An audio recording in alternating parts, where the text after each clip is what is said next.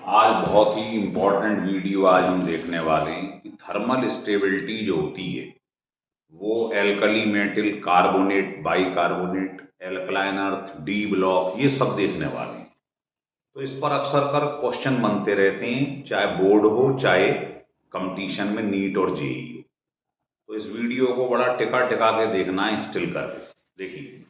तो हेडिंग डाल दीजिए thermal stability of metal carbonate और बाइकार्बोनेट। तो सबसे पहले हम बात करेंगे एल्कली मेटल, मतलब जो फर्स्ट ग्रुप में आती एलिमेंट, जैसे lithium, sodium, potassium, rubidium, caesium. तो इसका जो बेसिक फंडा वो है ये है कि जो पोलराइजेशन होता है, केमिकल बॉन्डिंग में पढ़ा है हम, पोलराइजेशन कोवेलेंट करैक्टर के डायरेक्टली प्रोपोर्शनल होता है और पोलराइजेशन चार्ज अपॉन रेडियस पे डिपेंड करता है। जिसका कोवेलेंट करैक्टर ज्यादा होता है, आपने सुना है, वो लेस स्टेबल होता है ना। आयनिक बॉन्ड मजबूत होता है, कोवेलेंट कमजोर होता है। तो बस इस फंडे से इस टाइप के सारे क्वेश्चन हम निकाल लेंगे। कैसे देखिए, जैसे बात हो रही है लिथियम, सोडियम, है ना, इस टाइप से। तो आप देखिए नीचे जाने पर साइज क्या होता है, बढ़ता है। रेडियस बढ़ेगा तो स्टेबिलिटी भी बढ़ेगी, क्योंकि पोलराइजेशन कम हो जाएगा। तो रेडियस स्टेबिलिटी के डायरेक्टली, ये बस ये फंडा लगाना है। तो इसकी रेडियस सबसे ज्यादा है, तो थर्मली ये सबसे ज्यादा स्टेबल हो जाएगा। ये ऑर्डर ऑफ स्टेबिलिटी होगी।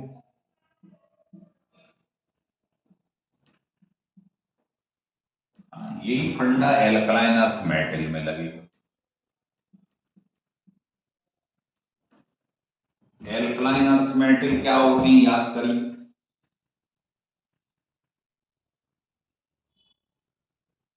उसमें भी नीचे जाने पे साइज बढ़ रहा है, साइज बढ़ेगा तो स्टेबिलिटी बढ़ेगी। तो बिल्कुल सेम आंसर इसका हो जाएगा।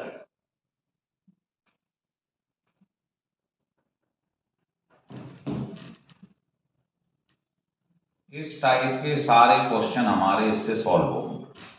ये है order of thermal stability. Thermal मतलब हीट करने पर कौन ज्यादा स्टेबल, जिसका साइज बड़ा है वो ज्यादा स्टेबल है। अब मान लो आपने इसमें से सबसे कम स्टेबल ये है, तो इसको हीट कर दो आप, तो ये अपना ऑक्साइड बना लेगा, CO2 बना लेगा। लेकिन बाकी लोग क्या है, बाकी ज्यादा स्टेबल है। इनको अगर आपने हीट करा तो नो इफेक्ट, कोई फर्क नहीं पड़ेगा। ध्यान रखना, ये कई बार पूछा गया है। इसको लिख लो, फिर मैं आगे पढ़ाता हूं आपको। अब ये तो एल्कली की बात चल रही है। मान लो इसी में कोई आपसे कहे एल्कलाइन अर्थ की बात करो, तो सबसे कम स्टेबिल, फिर कौन आ रहा है इसके नीचे, Ca भी ले सकते हो, Ba ले लो आप। मतलब ये कम टेम्परेचर पर ही ब्रेक कर जाएगा। और इधर जाओगे तो स्टेबिलिटी बढ़ रही, टेम्परेचर ज्यादा लेना पड़ेगा। तो सबसे कम स्टेबल ये, तो बस रिएक्शन तो सेम है, ऑक्साइड और CO2 बनते चले जाए।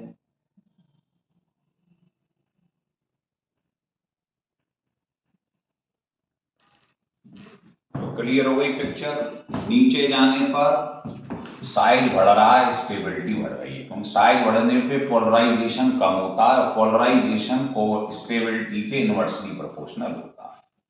इसी फंडे को लगाते हुए बात अगर हम करें आगे, देखिए, अगर हम अभी ये बात कर रहे थे एस ब्लॉक की, एल्कली मेटल, अब हम बात कर रहे हैं आपसे पी ब्लॉक एलिमेंट।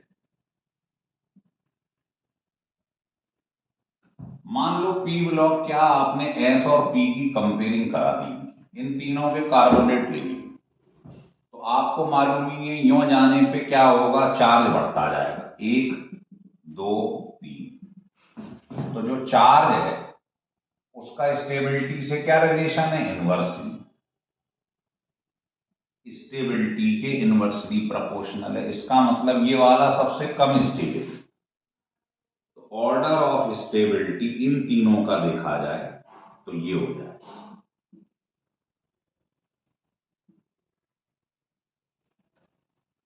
है ना। और रिएक्शन तो सेम है, आपको मालूम ही है, कार्बोनेट ये लेस स्टेबल है, इसको हीट कर दो, ऑक्साइड अलग हो जाएगा, CO2 अलग हो जाएगा, है ना।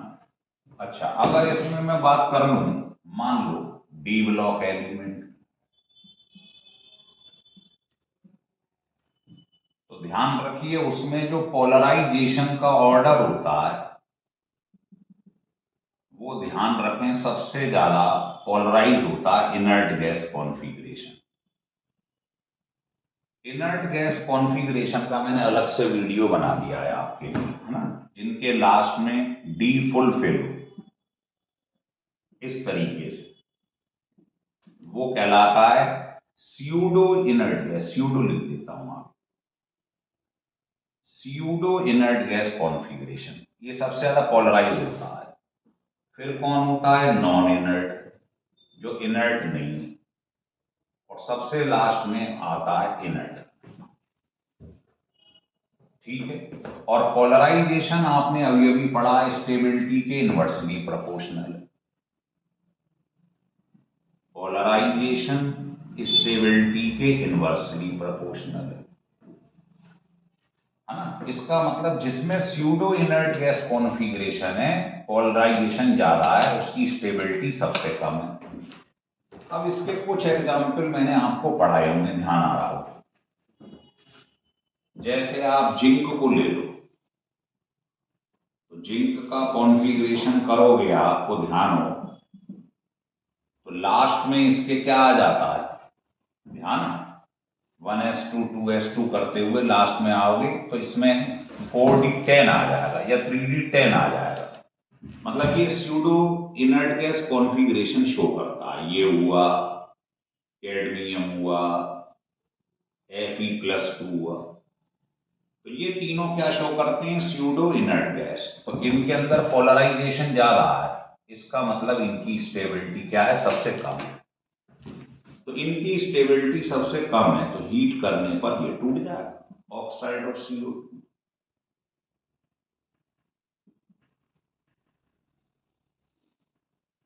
आ रहा है समझ में, ये होता है हिसाब किताब। तो ये वाले जो हैं, जो ये शो करते हैं स्यूडो, कौन कौन से होती हैं, जैसे जिंक है, कैडमियम है, इसका अलग से वीडियो हमने बना रखा है, देख सकते हो आप। इनके अंदर इस टाइप का कॉन्फ़िगरेशन आता है, तो इनकी पोलराइजेशन पावर ज्यादा है, मतलब स्टेबिलिटी इनकी सबसे कम है, आसानी से टूट जाएंगे लिखने से।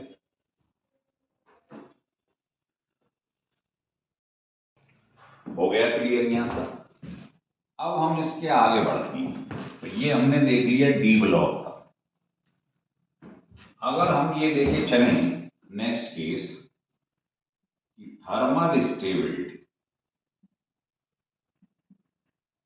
Of passive metal. तो पैसिव मेटल जो होती हैं, इलेक्ट्रोकेमिकल सीरीज में लिखे होते हैं, याद रखने का तरीका है हाफा। H का मतलब क्या है, mercury, A for silver, P platinum, और लास्ट में जो A लिखा है वो है गोल्ड। सबका पहला पहला अक्षर चुरा लिया है हाफा। इनकी थर्मल स्टेबिलिटी जो होती है वो लीस्ट होती है, बहुत कम होती है। तो ये एंड तक टूटते चले जाते हैं जब तक मेटल ना मिल जाए। मान लो इनमें से कोई एक उठा लिया मैंने, सिल्वर कार्बोनेट को हीट किया, तो बहुत कम थर्मल स्टेबिलिटी, ये टूट जाएगी। इसके बाद क्या होगा, ये टूट गए।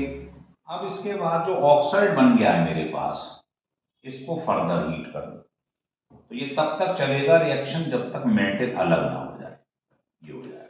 बैलेंस कर लेंगे। ऐसे ही आप गोल्ड ले लो, प्लेटिनम ले लो, सबका रिएक्शन सेम आएगा। तो ये कब तक रिएक्शन होती है? जो लीस्ट थर्मल स्टेबिलिटी है, जब तक आपको मेटल ना मिल जाए।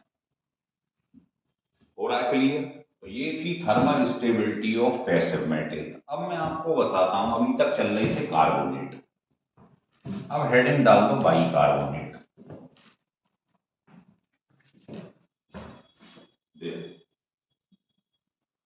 फंडा सेम रहता है। अगर हम बात करें वही पहले से, एल्कली मेटल, है ना, सबको एक साथ ले लें, एल्कलाइन अर्थ मेटल।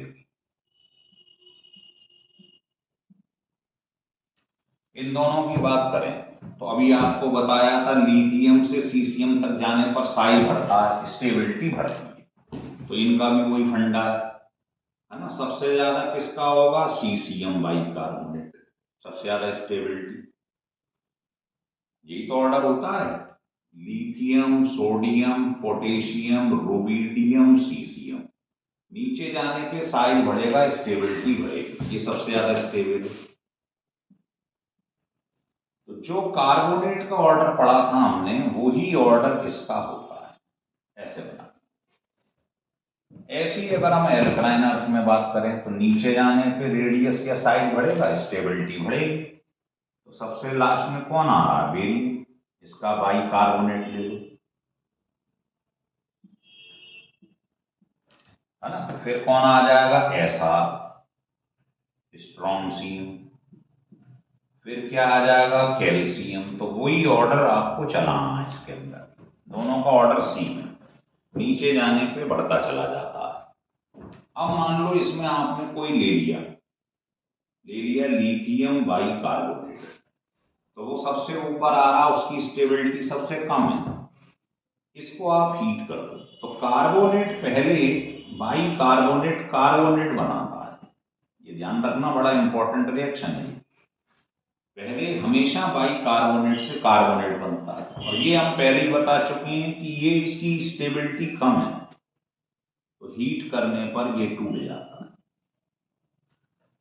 लेकिन अगर इसकी जगह सोडियम होता, तो ध्यान आ रहा है, ये पहला रिएक्शन तो होता, लेकिन कार्बोनेट सोडियम का ब्रेक नहीं करता है। तो अगर मैंने इसकी जगह सोडियम बाइकार्बोनेट ले लिया होता, तो पहला स्टेप तो सेम है कि कार्बोनेट बनेगा, ये बनेगा, और CO2। लेकिन अगर इसको हीट करोगे तो नो इफेक्ट,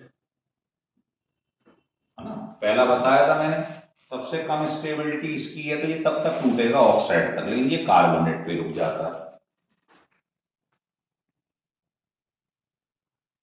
ठीक, यही चीज आपको यहां लगानी है ना।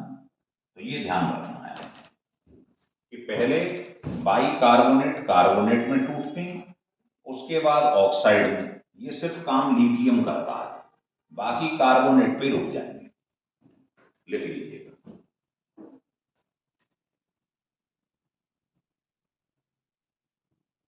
लिख लीजिए, चलो। ऐसे ही इसमें से कोई भी एक उठा लो। मान लो आपने ये उठा लिया, इसको हीट कर दिया, तो बाइकार्बोनेट पहले किसमें चेंज होता है? कार्बोनेट में।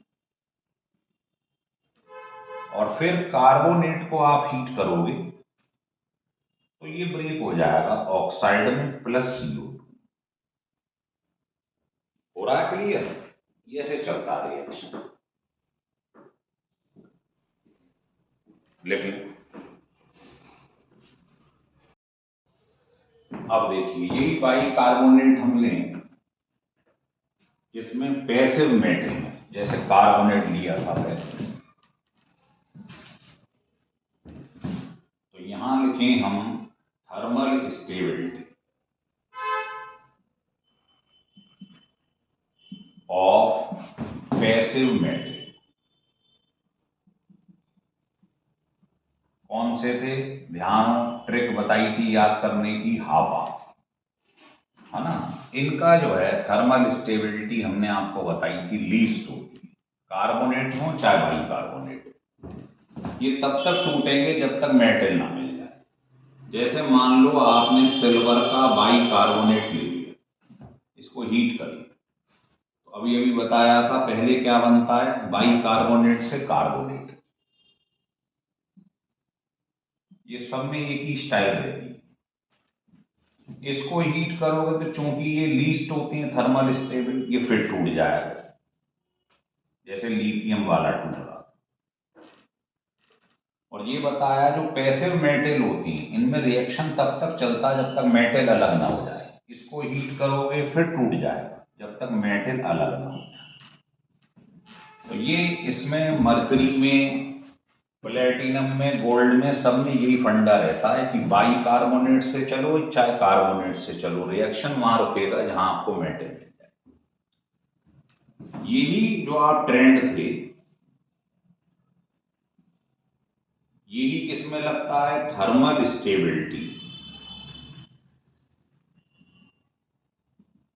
Of sulphate. कार्बोनेट की जगह आप सल्फेट ले लो, नाइट्रेट ले लो, सब में फंडा यही रहता है कि ऊपर से नीचे जाने पर स्टेबिलिटी बढ़ती है, क्योंकि साइज बढ़ेगा तो स्टेबिलिटी बढ़ेगी। हो गया क्लियर?